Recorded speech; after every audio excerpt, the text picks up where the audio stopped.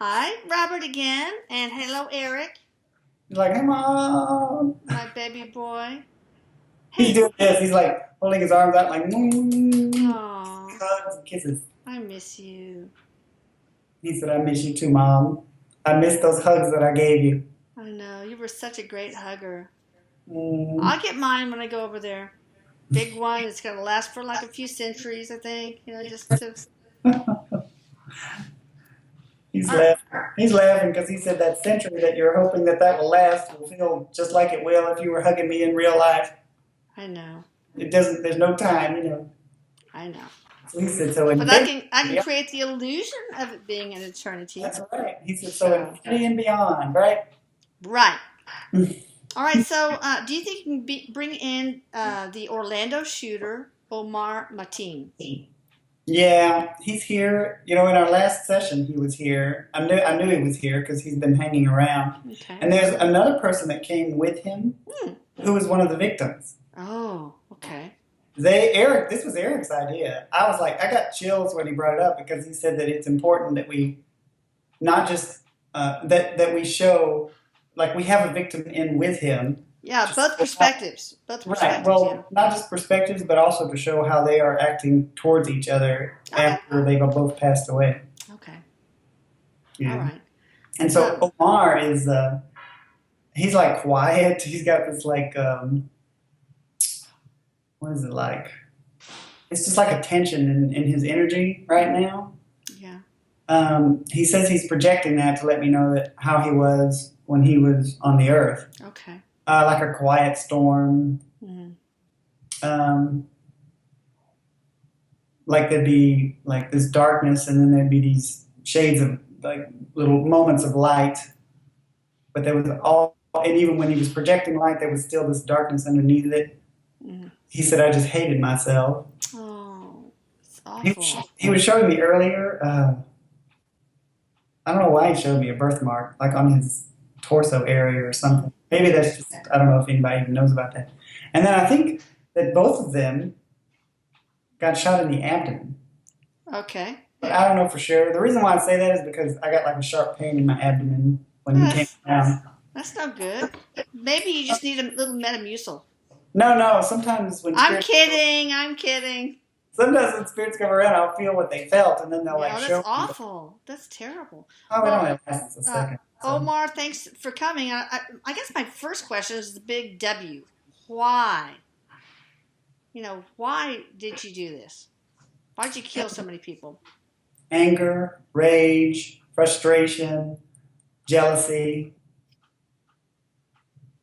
loathing, feeling like I was outside and everyone else was on the inside. No one saw me. I wanted to get their attention. Well, you did. Well, what was the last thing that triggered your decision? He said it was a series of events. He would visit websites that would feed his anger. What Um, kind of websites? all different kinds. Like I was just asking, do you really want me to say this? He would visit sites where maybe there was torture on them. These kinds of things would just feed into his anger, or he would watch things that would reinforce his feeling of hatred towards himself or to other people. But he would think that it was more towards other people. Okay. Like if those other people didn't exist, then maybe I wouldn't feel like the way I do. Oh. Right? So tell me what other event. Okay, so the last thing the series of events that triggered your decision He was said I your was taught to hate myself. taught to, So by whom? he said first by my family, Mm, but they didn't know that's what they were doing. yeah. So it was a series of events. He was just watching videos, he was seeing pictures and things, and this happened over several weeks. He thought about doing it before, not necessarily at that place, but like at another place. Okay. Thought about going to a park and doing it, Oh. like an amusement park or something. Oh, Disney? Maybe. Yeah. And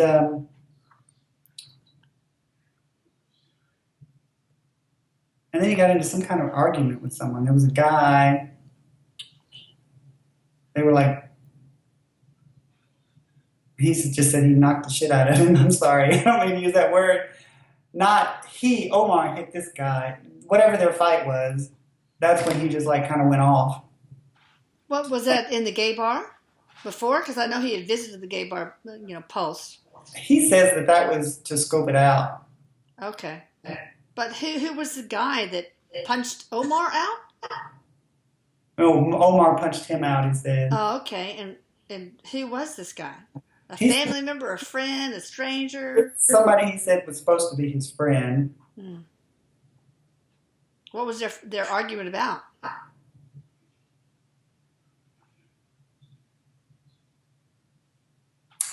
They were arguing just to argue, he said. I would just get into a mood where I wanted to fight with somebody. I wanted somebody up, is what he said. And that's just what was going on that day. What was the fight about, though? Was it about... he looked at me funny. Pardon me? Oh, he looked at me funny. Oh, okay. I guess he just, this is all mixed. This would fit with him saying he was very angry and stuff. But, this is all him just saying what he felt when he was alive. His energy feels different. It doesn't feel like hostile or anything anymore. Okay. Of course not. It's his higher self now. Well, why a gay nightclub? Why?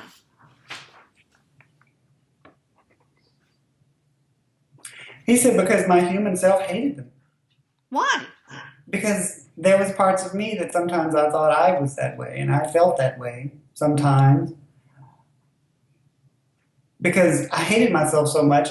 There was this part of me, he said, that sexually, if you, how do I word this? Because he's like just feeding it to me very quickly.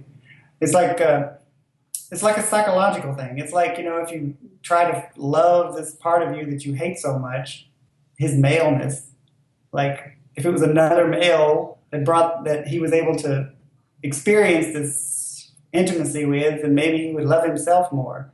Oh, wow. If that makes sense. But it sounds very complicated to me. But he says that was what was going on. He seems to sometimes get like he'll get on something and then he'll like all of a sudden like move away from it, and then I feel like I'm like put out in the middle of a street and where are you going? Yeah, I feel like I'm lost. Come back! No, I think it's going great. So what was your sexual orientation then? He's making me feel that way. He said he was straight. Absolutely no, no gayness, or is that even a noun? Yeah. Okay. He said I was not gay. Okay. Now, what do you think about the LGBT community now? Now that you've crossed over, you hated them before. What about now? He said I hated them because their ability to love themselves, or at least my perception that they could love themselves so much, I could not stand the fact that they could do that. Because you couldn't. I couldn't do it. I think that's what he was trying to say a while ago. I just couldn't do it. You see them and they all just look like they're always having a good time. Right? Yeah, and that there's so much love. And when you don't feel that way, and you see other people doing that, and you can't even like connect to that, you develop this feeling of jealousy and frustration, and you want to just snuff that out. Okay. Now, did you have any? Did you feel any remorse now? When I crossed over, I felt remorse. Yes. He said, but several of the victims helped me through that. Oh my God, it makes me want to cry. Because he said they all came to me to help me through what I did. They were concerned for me and not this. He said when the shooting was going on, of course, I was involved in that. But I got to see what people were doing while I was killing them all. They were like worried about other people. Oh. They were trying to save their boyfriends or their girlfriends, and they were not concerned with themselves. Mm. Wow. That's got to be a powerful moment. Was it a spiritual contract? I can see it. It's like very impactful to me.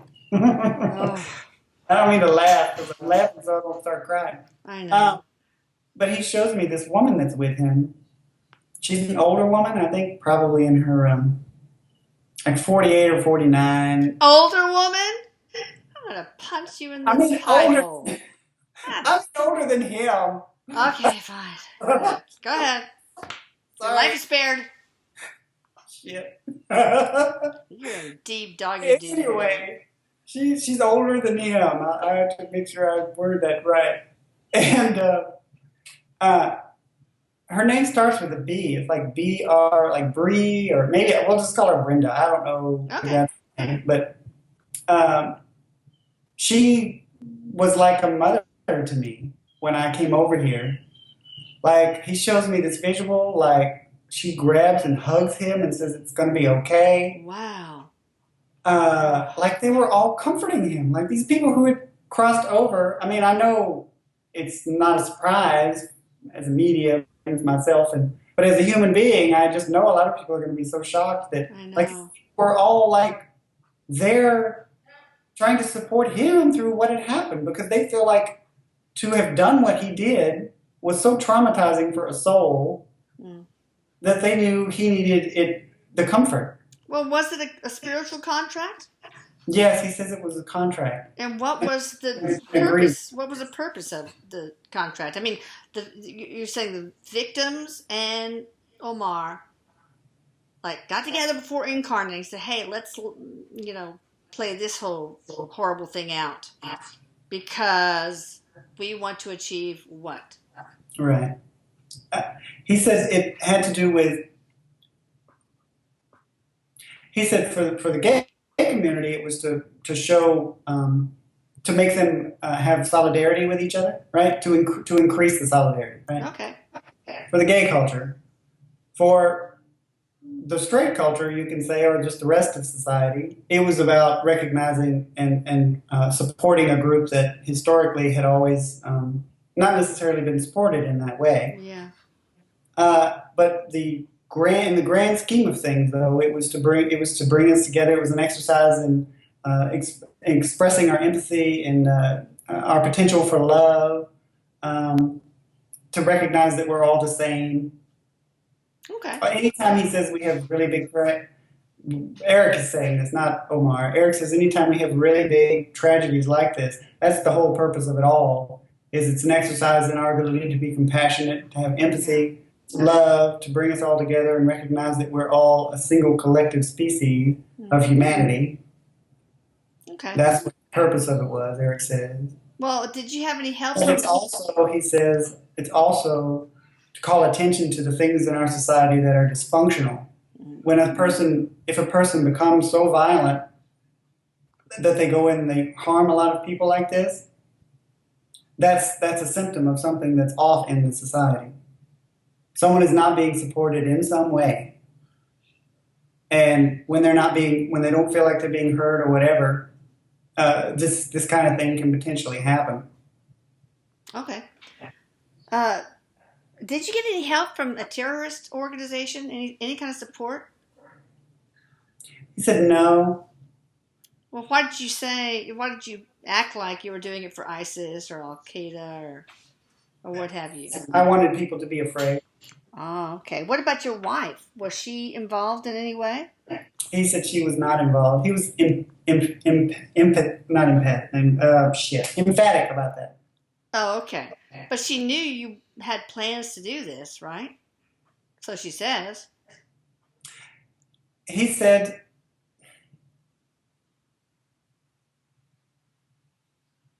she heard me talking, but a person doesn't always know when a person talks about something, you don't always think they're going to go and do it. All right. Did she try to talk you out of it? I mean, what did she say when you were talking about doing something like this? He shows me this like sheepish kind of a thing, like she's almost like you have to walk on eggshells to bring up anything. Okay. Did you abuse her? Was she afraid of you? He says he didn't abuse her, Hmm. but Because you abused your first wife. So I just want to make sure. he says his human side didn't feel like he abused her, but she was afraid of me. Why? If you didn't abuse her, why would she be afraid of you? Because I am imposing, he said. I am like an imposing kind of personality. Okay. Did you ever Most hurt her? Did you never struck her? Ever? He's just showing me what he did. Like sometimes he would get in her face, like, you know, like when you're like intimidating somebody. Oh, yeah. Mm-hmm. Like that. But he did that with a lot of people. I mean, not a lot, but Some people. yeah. So what did she tell you when you talked about doing the shooting, planning the shooting? What did she tell you? All I heard him say was, "It's none of your business. I do what I want to do." Omar, you're telling your wife this, or it's none of my business? No, he was saying this is what he told to his wife. No, I want to know what your wife told you. Did she say, please don't do this, it's a bad thing? I mean, he doesn't like say it was like something she just directly talked to him about. Oh, okay. It was like she would give him a look, or she would say something like, well, but she never right. It was never like, yeah. Let's sit down and we need to talk about why you shouldn't go and mow down. Maybe she was in denial. Maybe she didn't believe that he would do. That was all talk and no action. That's what he mentioned earlier. Is that when people talk about things, sometimes it just doesn't click that they would really go and do it. Maybe she thought it was just kind of thing before, so why would think? She probably thought it was just one of his anger rants, Well, and the other thing he says is this is like, when people are in families, some families, they keep things amongst themselves. Yeah. There's a lot of dysfunction that goes on in families that people know about, but then they don't talk about it, right? But they certainly, give gazes or have gestures, body language that says, I don't agree with that. Okay. All right. So what do you think about your interpretation of Islam now? He said my interpretation of Islam then and now was irrelevant. It was just something that I used to feed my own anger and fear, and interpretations will always mold themselves into what you want them to be. True. But do you think that Islam should be a violent kind of religion, and that the infidel should be killed and homosexuals should be killed and women should be oppressed? Do you believe that now? He said as a soul that is not conducive to being able to evolve and to stay on the planet. But he says every religion has some flavor of that. Yeah. It's just right now that's what's being focused on. But do you believe in Sharia law, for example, right now, as a spirit? I didn't believe in it then. He said I didn't believe in it then. It was just something that I was happy about. Okay. And there are many people, he says, who, when certain kinds of oppressive regimes come about, they will fall underneath the umbrella of that. They always feel powerless, and they want to go towards the thing that makes them think they have some power. Yeah. In the long term, he says, they ultimately also become victims of the very thing that they were supporting. Okay. When you were doing all this shooting, did you know that you would die?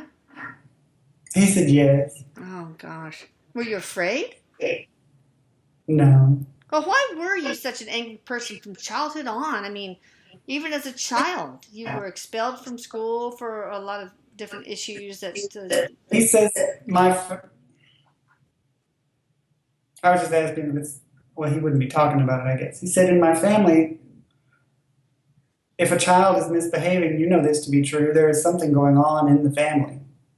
Yeah. He said that's what was going on with me. He says, Okay. you know, I don't want to call out my family on anything, but there are things that happen that make a person the way they are. Their experiences shape them. Human beings are shaped by their experiences. And those experiences, as I now know, are part of the design of that our soul has for us in order to have certain experiences. Had I never grown up in the environment that I grew up in that then made me so angry, I would have never gone through and with this agreement that we had with what ultimately culminated into this shooting. So it's part of the design to be raised like that. And then that ended up creating all of this talk around what had happened, the hate, the dysfunction within society, all of those things. It's just another opportunity for us to be able to talk about it. And the more we keep talking about it and the more we have those experiences, the more it solidifies in our consciousness that we need to support each other in order to maintain everybody's sense of security, that everybody needs to be given attention to. Well, okay, so what in your childhood, for example, made you so angry? What was it? Your father? I mean, your father was talking about how he never taught you how to be this way. He loves our country, etc. Yet there's suggestions that he was supportive of the Taliban and all that. So yeah, he's like he projects all of this like respect for his father and for his family. So it's like he's like not nervous, but he just doesn't feel like he should like go in there and talk about specific things from them because he's like got this thing about respect for them. Okay. Like, did your father have anything to do with the way you feel about yourself? He said, let me say this. I will say this. I am a lot like my father. Okay. So your father's an angry man? He said, my father has his issues. Okay. And did your father make you feel bad about yourself? He said, and he passed those on to me. Did he make you feel bad about yourself?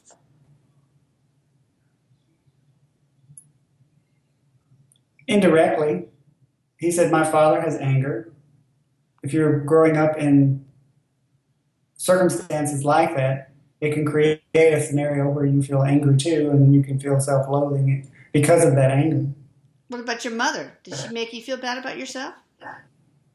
He said my mother was quiet. Probably had to be. Maybe. I don't know. Okay. Now let's talk about gun laws.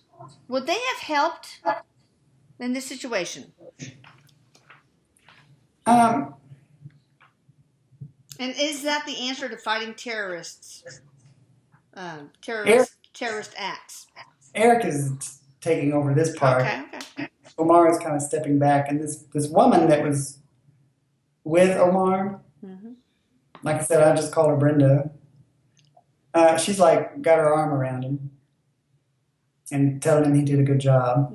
It's really nice to me that this is what's going on. I guess maybe he didn't get this kind of thing, and maybe now they're just letting this play out for his soul's purpose to feel fulfilled.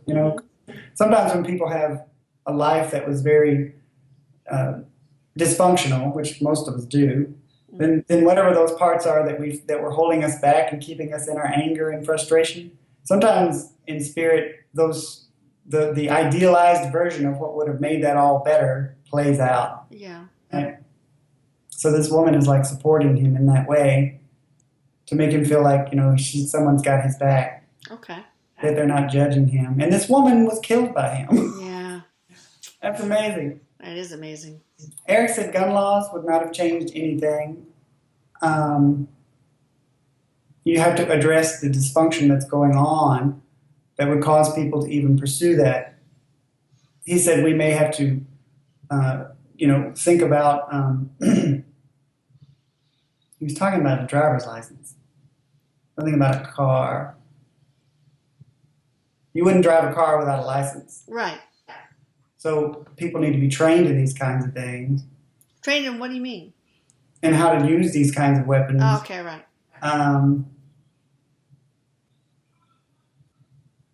Erik said he likes all this kind of stuff, so he's biased by it. He enjoys this kind of thing. I mean, he's more of a, he said, Erik in life, I mean, I would have been like, that's all good. I mean, like, whatever, let people do what they want to do. He said, that's my human side, but my spiritual side knows that all of these things that we're experiencing with people being able to buy a gun with no kind of a check or anything, it's teaching our humanity something. What is it teaching us? So that we have to be respectful of life, but we also have to recognize that the people that we may be giving this kinds of weapons to may not necessarily be able to use them in a way that would be conducive to a responsible and safe society. We have to figure out that part. Yeah, it's not the gun that kills. It's whoever pulls the trigger. Right. Erik says, you're right, Mom. Jillian is talking now because she has a different point of view, and she never talks, but I always know she's there. Mm-hmm. She just said, I am... That's Erik's girlfriend, by the way. Yeah. And she's also very, into, family stuff. Yes. Like raising kids and things like that. And so she's approaching it from a mother's perspective. She says, I just don't understand the value in allowing someone access to a weapon that can fire off 80 rounds in a few seconds and can kill 46 people, that one person can do that. She says she has strong opinions. Yeah. Erik says, that's what I love about her. She said, I don't understand why that would be allowed. I understand now that there are so many of them that to try and take that away from people is going to make people feel like all of a sudden now that's just the start of them losing all of their ability to have weapons. And she says, and that is something that politically the governments and the people collectively will have to work on to make sure that they balance that. Yeah. Because she says whenever, she said, why people have a distrust of government. It goes back to Brexit again. She says individuals feel like a small minority who is in power would take away their ability to choose for themselves. That is what people fight so hard against, she says, and I understand that. She said, as a mother, when I was raising my children at different time periods, I wasn't allowed to choose many times whether or not I even had a child. It was just made for me, and that created a lot of resentment. And there were many lifetimes where, because of my resentment of being put in a place where I didn't get to choose whether or not I was going to have this child, then I didn't treat that child very well. Because of my anger, I would project it on that child. She said, so a lot of people, that's what they do in the United States when they talk about gun laws and stuff. They start to project that feeling of anger of you're taking away something from me. And it may not happen quickly, but it could potentially, she says, over a long period of time happen. Right? And it could end up being beneficial to the society for that having occurred. But you just don't know unless things play out. And ultimately, the healthiest way for that to occur is for both sides to participate. Yeah. The people who feel like there should be more control, the people who feel like there should not be so much control, and the people who are deciding all of that. All of that has to become together, and everyone has to talk about it. Otherwise, there will always be this feeling of animosity if there is no consensus. Yeah.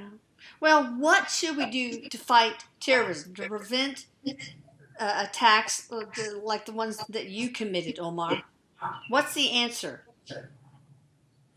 He said we have to stop approaching everything from a suspicious place, from a fearful place. Okay. A place that says you're out to get me, so I got to stop you before you do it. From a place that marginalizes other groups because they may be different. Many times, he says politicians do that not because they are prejudiced against those groups, but maybe because in some instances there are resources that they want.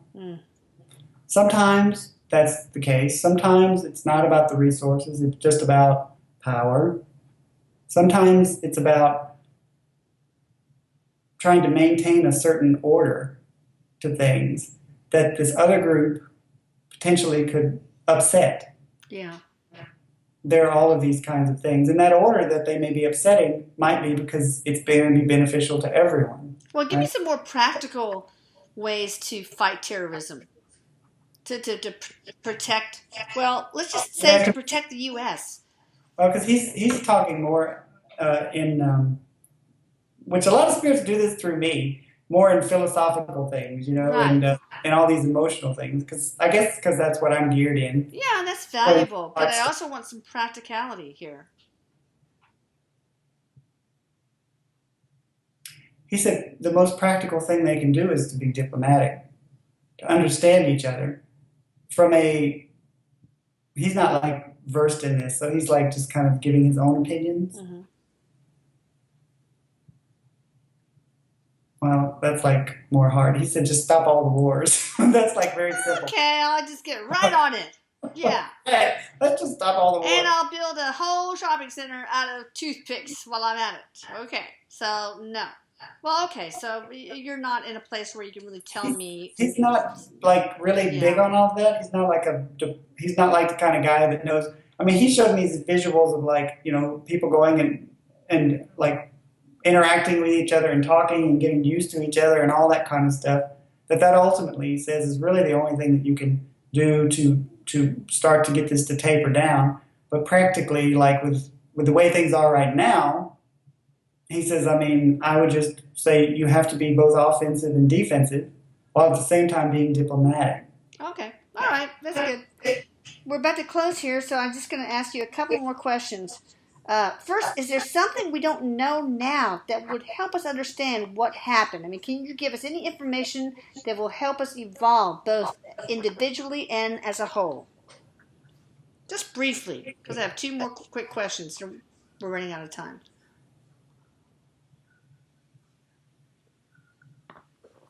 He said that question, he said I answered earlier. Okay. It was about calling attention to recognizing that we're all the same human beings, that we're all one group. No one group is better than another. And no other like specific information for the FBI, or I mean not just philosophical information, but no specific information that would help the investigation.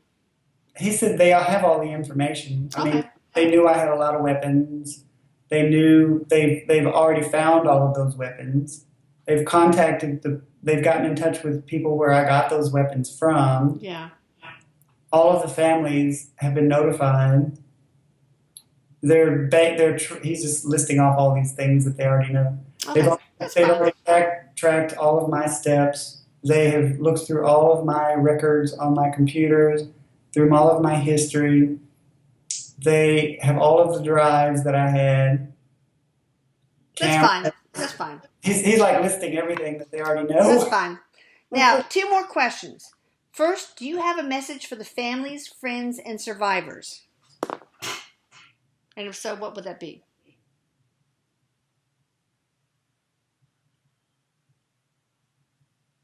I wish. He said, I wished I could have.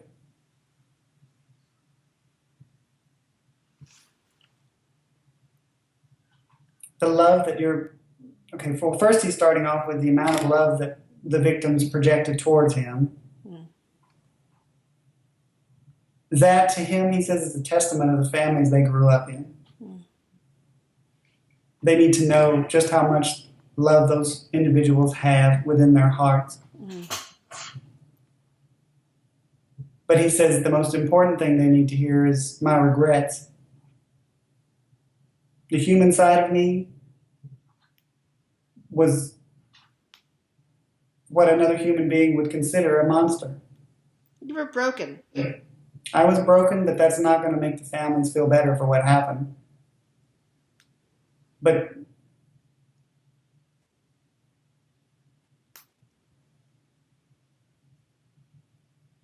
I would ask for forgiveness, but I know that's not possible.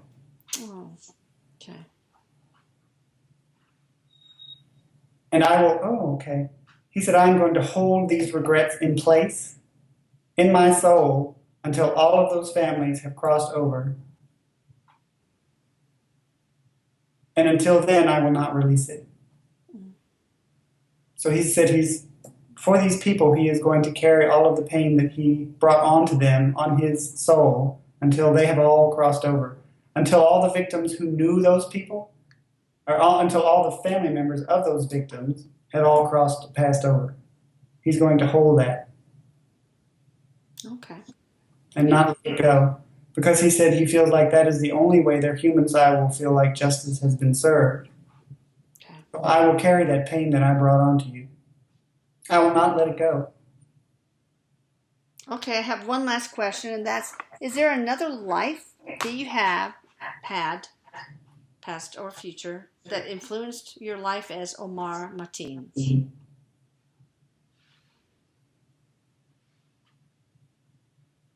He's just like, it's like a catalog. He's flipping through them all. Well,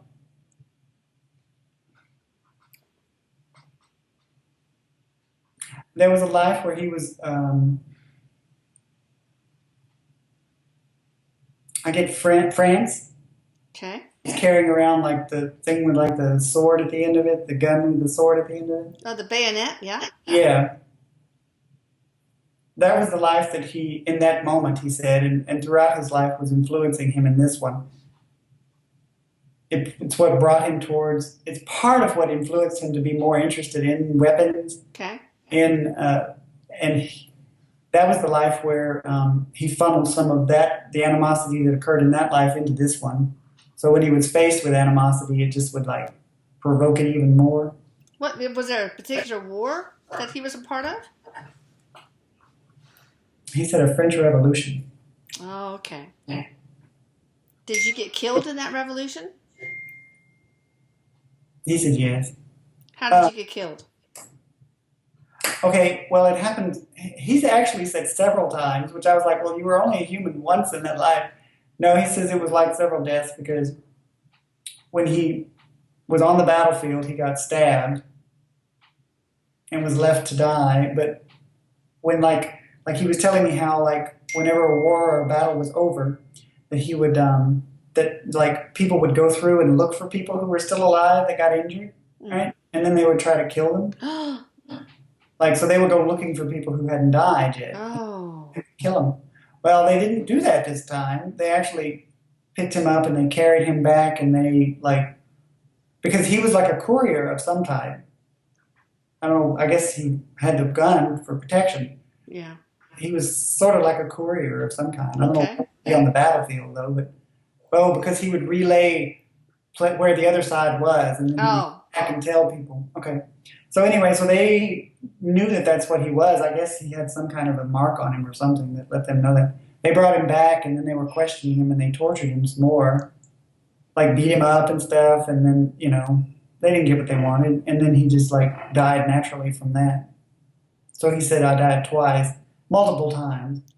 That's really weird because, Omar, when you were in the nightclub, you went around and just shot people who were already down just to make sure they were dead. Oh. Yeah. Well, then that makes sense why he would pull that life up, right? Yeah. Yeah, that's wild. Anything else you want to say before we close? He said, thank you for letting me speak to people to give them a spiritual perspective on all of this. You're welcome. And I hope that the families know that I haven't, that justice has been served for me, because human beings, we need that. Yeah, we do. Yeah. We really do. It's one of the things that allows people to heal. And it's also something that sometimes when another person genuinely feels responsible for what they did, if the person who was victimized by them can really feel that, it's a big step towards healing. Okay. There's Bluebell coming into my lap. Say hi, Bluebell. All right. Well, thank you, Robert. Thank you, Omar. And I'm sorry it even had to happen. I just, was very affected by it. I was just very grief-stricken about it. Yeah.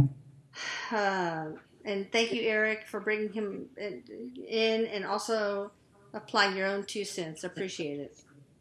He said, I got to talk, Mom. I know you got to talk. You got to talk. All right. Bye, everybody. Bye. Thank you, Robert. Bye. Bye.